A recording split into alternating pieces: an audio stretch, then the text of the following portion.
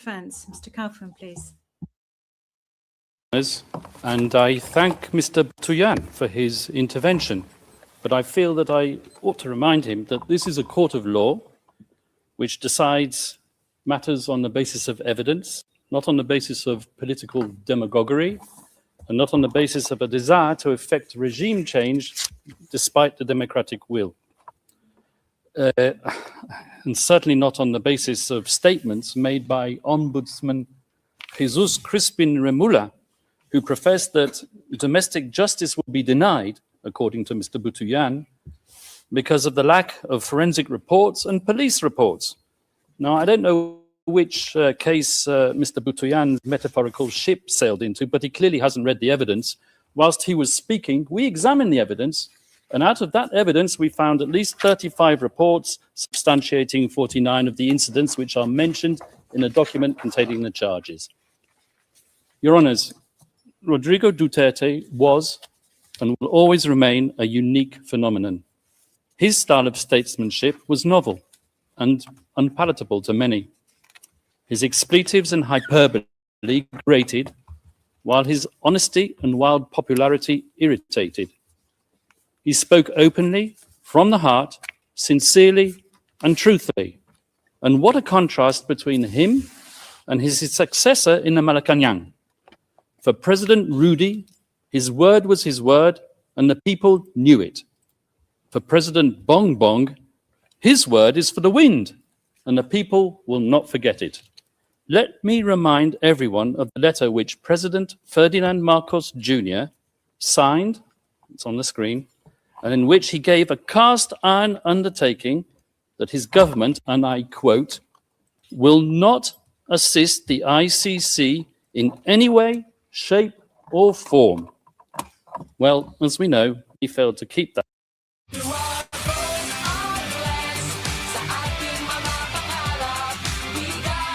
Ceremoniously hauled off to The Hague. And when called upon to defend his master's actions and the said letter at a Senate committee hearing, the then Secretary for Justice, once again, Mr. Jesus Crispin Remula, persisted with the same dishonest theme. And I quote his words, "We did not assist the ICC. We continue with the very tenor of the letter that we did not assist the ICC and we did not have any contact with them." So he said, but with a document emanating from the prosecution team opposite and disclosed to us a mere week ago, not as information material to the preparation of our defense, but as exonerating evidence, we can now substantiate what we have suspected for a long time. The document comprises a transcript of a telephone call covertly recorded between 4 parties who cannot be mentioned in public, and one of these parties was boasting about how he was acting as the silent partner of President BBM, managing a scheme to funnel witnesses to this court while all the time ensuring that he could guarantee President BBM's plausible deniability. So it is indeed the defense case that President Ferdinand Marcos Jr. set out to neutralize Rodrigo Duterte and his legacy. Yes, Mr. Deputy Prosecutor, I used that legendary word, neutralize, so central and so essential to your case theory, because you know just as well as me that I'm using the term metaphorically. And now I turn to the substance of the charges, but before I do, a word or two about the geopolitical context. The scourge of illegal narcotics is not unique to the Philippines. As we all know, it afflicts Latin America, where I can name 3 countries where the death rate at the hands of vigilantes and law enforcement agents per capita population is higher than it ever was under Duterte. And as you should know, and you will hear from the prosecution, at any rate, the Philippines as a country is uniquely positioned to act as a transit hub for the trafficking of narcotics emanating from the cartels in China. And with or without Duterte, so we argue, the death rate would have kept on rising. Indeed, as we will prove with statistics and reports, the death rate flowing from narcotics-related crime actually increased after Rodrigo Duterte left power. And where, I ask you, has the International Criminal Court been since? Now, a colleague of the victim's representative sitting opposite, a certain self-styled legal assistant to ICC counsel, rose up and famously stated in one of her many voluble interviews to the media that Rodrigo Duterte conducted not a war on drugs, but a war on the poor. A war on the poor, I ask you? If anything, the totally lawful Duterte campaign against illegal drugs and their suppliers took place when his administration was actively promoting some of the most important redistributive policies in years, all with the aim of alleviating poverty. Legislative reform in 2017 to reduce personal income taxes for workers, social protection expansion known as the 4Ps, designed to provide regular cash transfers to needy and multi-child families, universal health care, and need I say more, the Magna Carta of the poor, setting out the right to adequate food, decent shelter, education, and the highest standard of health. The fact that the majority of those who died as a result of drug-related crime were living in the most deprived areas is something which is endemic to every afflicted society. But can anyone seriously accuse this man, Rodrigo Duterte, who has lived such an openly frugal existence, of taking up arms against the needy? This is the man who at the age of 5 arrived in Davao to live in a modest shack where rain leaked through the roof, forcing him to crawl under the kitchen table to take shelter. This is not the man and groomed for the presidency from childhood. This is the man who was born to a lawyer and a governor who taught him discipline, values, and respect for the people by being one of the people. This is the man who, as president himself, shunned the luxuries and the privileges of high office, and like others before him, and even those after him, he slept not in the palatial grandeur of the Malacanang, but in Spartan quarters of his bodyguard's hut. His diet consisted not of prime cuts of imported Australian beef, but of dried fish and boiled rice. A man of simple indulgences, his pleasures were to be found not on the cocktail party circuit of Forbes Park, but on coastal roads where he roamed and cruised on his motorcycle, not looking for people to kill Mr. Prosecutor, but almost killing himself because of his love for speed. This is the man who paid and paved his way through law school, passing his bar exam in 1972, more or less on the same day as Marcos Sr.'s tanks were grinding and rolling their way through the streets after the declaration of martial law.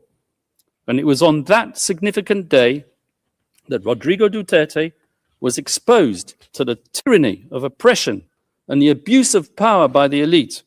And he took a decision. On that day, he chose to devote himself to a life of selfless public service. As a professor at the local police academy and as a public prosecutor in Davao, Rodrigo Duterte developed a lifelong passion, some would say an enduring obsession, for law and order, something for which he unapologetically enforced throughout his time as mayor of Davao City.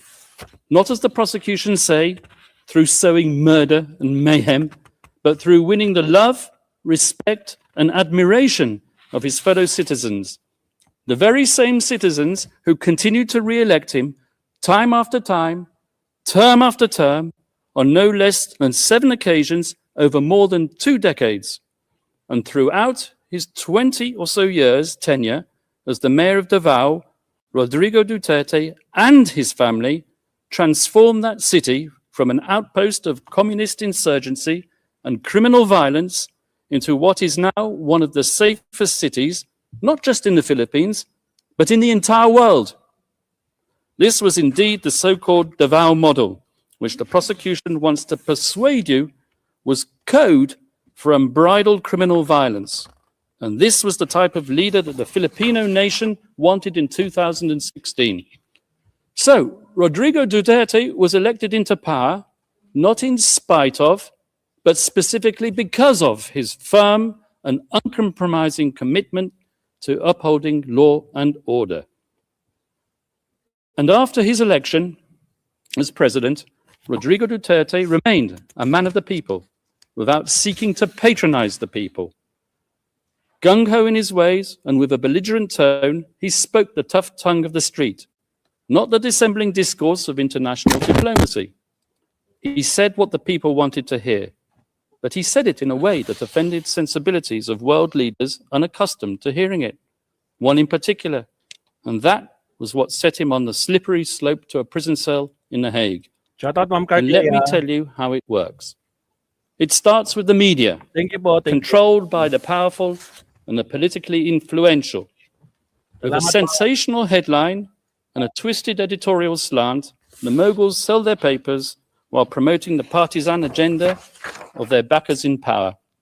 They highlight the salacious content while ignoring the true context, because that is what captivates the reader. And so it was with Rodrigo Duterte, whose speeches were fertile fodder for his enemies and detractors. A man whose hyperbole, bluster, and rhetoric, once published, became a natural target for privately funded NGOs and human rights activists, a loose collective more commonly known as civil society. These people descended upon the Philippines to advance an agenda even more lacking in objectivity than that of the media, and heavily funded by tycoons with even grander designs, they print their glossy reports, replete with iconic photographic images of grieving families and dead bodies in rain-swept, nighttime crime scenes, all dramatically illuminated with the fluorescent glow of neon. Images carefully crafted to shock the conscience and to sway the emotions, and, I may say, to be used by the prosecutor when they don't even relate to the charges. And they gave their slick reports bold titles lifted straight out of a James Bond movie, such as License to Kill, One Shot to the Head, You Can Die Anytime, or simply, They Just Kill. The photographers are fated and their shots exhibited as art all over the world, and the brave journalists who act as their sources win awards and Nobel Prizes. And slowly but surely, their narrative becomes the sacred, unchallengeable, and unshakable truth. And so the pressure builds up, and the academics who haunt the corridors of the progressive left law faculties far away in the United States tweet their research and publish their articles pontificating about crimes against humanity, systematic attacks against the civilian population, and they point their finger at one man alone, and bandy about slogans such as accountability and the prevention of impunity. They give their gratuitous advice on what should be done, sometimes academics who formerly worked alongside the prosecutor of the International Criminal Court. Communications and complaints are filed, and the rest, as they say, is history. In any event, we're not gathered here today to judge a man on the basis of his coarse attitude or his vulgar language. This court has convened a confirmation hearing to verify whether substantial grounds exist to believe that Rodrigo Duterte, the people's president, together with various so-called co-perpetrators, over the years of his governance, devised a criminal policy of wholesale and wanton murder. And since we are in a court of law, it is worth stressing, although I should not have to, cases are decided. Everybody, every bubbly. Apple Island Pier with Callie. Again guys, sa mga bagong pasok, huwag kalimutan mag-like and subscribe po. Salamat. Because at the end of the day, were it not for those belligerent and controversial speeches, there would have been no impetus to bring the people's president to The Hague. And when the prosecution's evidence is examined, I would ask you to keep an open mind and to question not just whether that evidence has been selectively presented, but whether there exists evidence which the prosecution has failed to produce. And I say this with justifiable cause, particularly with respect to the Duterte rhetoric. As we will prove during the substantive part of our submissions, the notorious speeches on which the prosecution relies have been cherry-picked to suit its narrative while ignoring the many other speeches when the former president tempered his bombastic language by clear reference to the principle of lawful self-defense. We, the defense, have read as many of these speeches as we can find. In fact, in our poky little office on the top floor of the furthest building away in this complex, we have a counter which ticks and ticks. And whenever we come across a speech which contradicts the prosecution's murder theory by reference to self-defense, we give a cheer, and the counter goes up once more, and we celebrate one more nail in the coffin of the prosecution's case theory. As the statistics stand as of today, in contrast to the 20 speeches on which the prosecution relies to prove incitement to kill, we have found 35 more which say the complete opposite. Let me give you two examples from the very speeches that the deputy prosecutor himself cited today.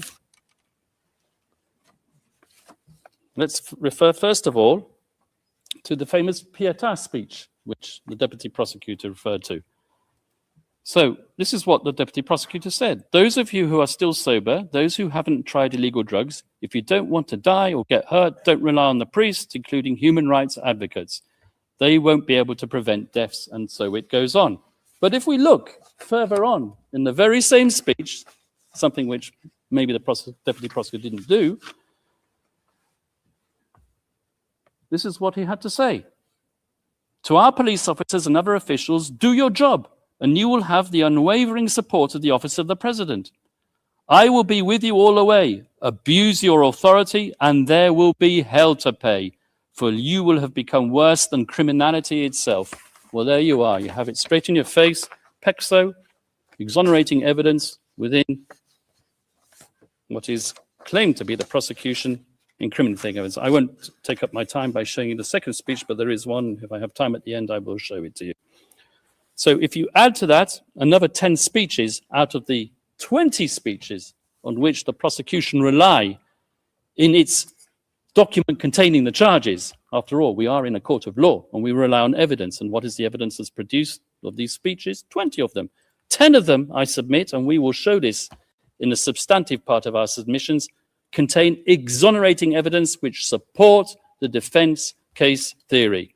In other words, if you add the 10 which we've identified in the prosecution's 20, to our total of 35, we come to 45 speeches versus 10, which we say support the use of force only in self-defense. That is 350% more speeches in favor of our defense and 354% more reasons not to confirm the charges. And you can bet your bottom dollar that at the end of today's proceedings, either the victim's self-styled legal assistant to ICC counsel or a prosecution intern will be tasked with scouring the web, looking for the means to prove Kaufman wrong. And I will declare it, and I'll declare it loudly and clearly, as if the prosecution didn't know it already. It's not enough to state that since the former president made those extremely inflammatory statements and deaths occurred, that he must, as a matter of course, be criminally responsible for those fatalities. At this stage of the proceedings, the prosecution needs to show substantial grounds to believe that the former president actually desired and foresaw that people would be killed as a result of his incendiary language. For the prosecution to assert that Rodrigo Duterte hoped for deaths to occur or was recklessly indifferent as to whether deaths would occur, which he was not, that's insufficient. So once more for the record, Rodrigo Duterte's language was aimed not at suspected drug pushers as the prosecution would have it, but directly at those poisoning society with their substances, and not, I stress, with lethal intent. His rhetoric was calculated to arouse fear and obedience, to instill fear in their hearts, and to inculcate a respect for the law in their minds. Nothing more, nothing less. That was his intent, and it was not criminal. And as many of these drug pushers demanded to enter prison, I remember seeing the images on the television, lining up to surrender and to enter prison. Now, I challenge my colleagues opposite to prove otherwise, because as we all know, in a criminal process, the burden of proof is on the prosecution. They brought this case and they need to prove it. Rodrigo Duterte need not convince the world of anything, and that is to his fortunate advantage given his current medical condition. He stands behind his legacy resolutely, and he maintains his innocence absolutely. Now, I turn to the general fairness and objectivity of the investigation, which, as we all know, is meant to be an impartial evidence-gathering exercise. As an ex-prosecutor myself, I'm used to investigating agencies pursuing all reasonable lines of inquiry, assimilating all testimonies, and digesting all documentation and forensic evidence, recommending who to target for prosecution, but not so with this prosecution. When we, the defense, study the course of the investigation in this case, one thing is plain as a pikestaff. The chief prosecutor of this court, Mr. Karim Khan, not only failed miserably to carry out his duties under the Rome Statute, requiring him to examine exonerating circumstances as well as incriminating, but he single-handedly contaminated it, so we alleged, by pursuing a one-track crusade with a view to a predetermined objective. Let me explain. Although the ICC officially authorized an investigation into the so-called Philippine situation in late 2021, it was deferred a few months later back to the Philippines for the official investigation to resume only in late 2023. But the real meat of the investigation into count 1, relating to the activities of that fictitious construct, the Davao Death Squad, had effectively started way before then, with the sole objective of nailing Rodrigo Duterte. Indeed, all the way back in 2018, during its so-called preliminary examination, the prosecution had an individual who will be referred to as P1 handed to them on a silver platter. This P1 had been interviewed at an earlier date by none other than Chief Prosecutor Karim Khan in his former capacity as a private lawyer and the self-professed legal.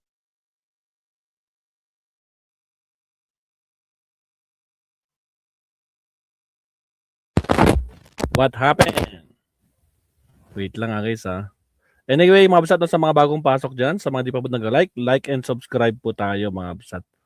Mukhang nawala yung signal sa mismong source. Wait lang po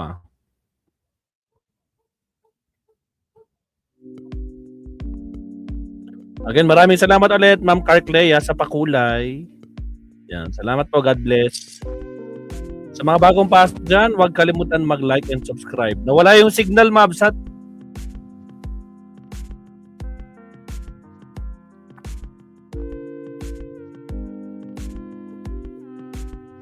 Check ko nga sa iba. Check ko lang sa iba. Alam ko pare-parehas ang source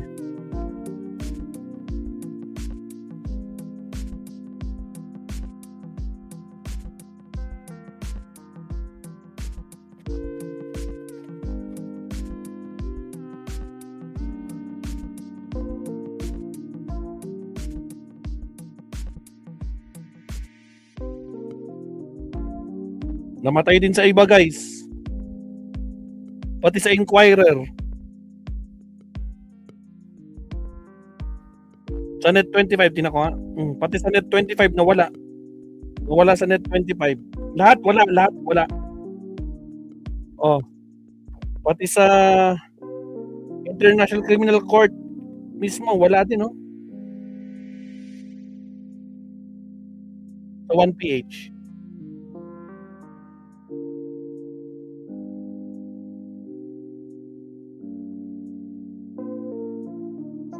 By the media, he says they were not.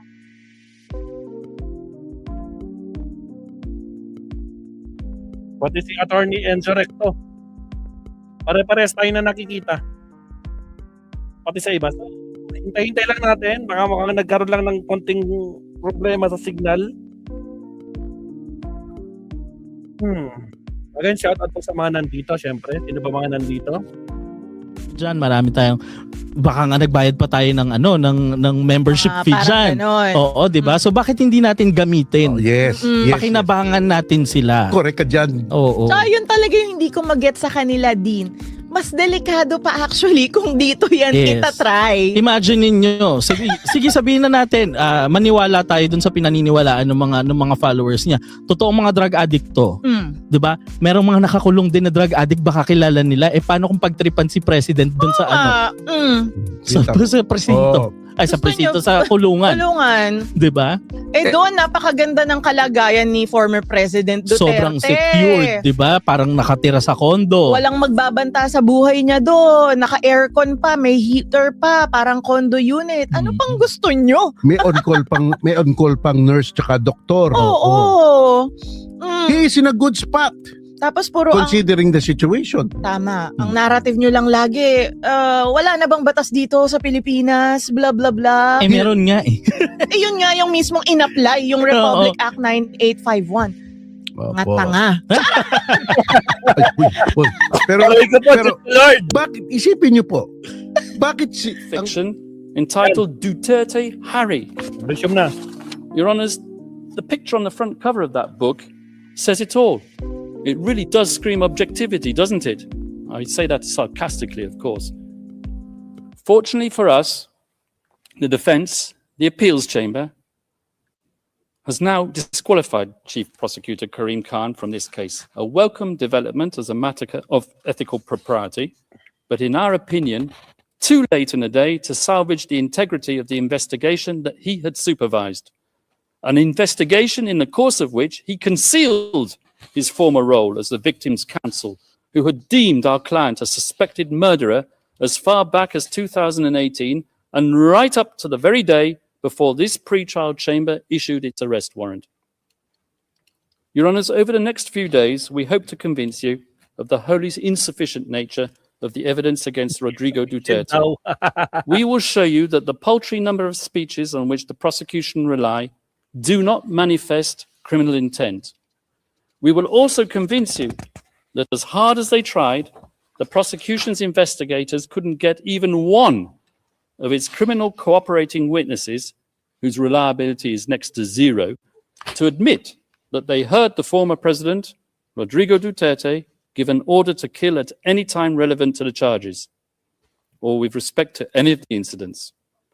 And we hope that when you conclude your deliberations, Your Honours, that you will dismiss these grievously misplaced and politically motivated charges. We will ask you to send Rodrigo Duterte back to his family, and we will ask you to give back to the Filipino people their Tatay Digong. Thank you, Your Honours. Tarupam. The presiding judge. Thank you very much, Mr. Kaufman. We shall now suspend. This is the end of initial statements, and this is the end of this morning's hearings. We will take a 90-minute break and resume Wow, at 90 2 minutes. in the afternoon. Thank you very much. Ang tagal nun na 90 minutes. So anong ilang na to? Pag 90 minutes kon yun, 9:30. Mga kakabsat, 9:30 ang resume. Oh, kasi pag 90 minutes, 1 hour 30 minutes. So today, na ngayon, alas 8. So 9:30 nga. Mahaba-haba ito. Diyos ko po Lord, Rudy. Oh. Alright, mga kabsat. Kalang balik tayo. 9:30. Resume daw 9:30.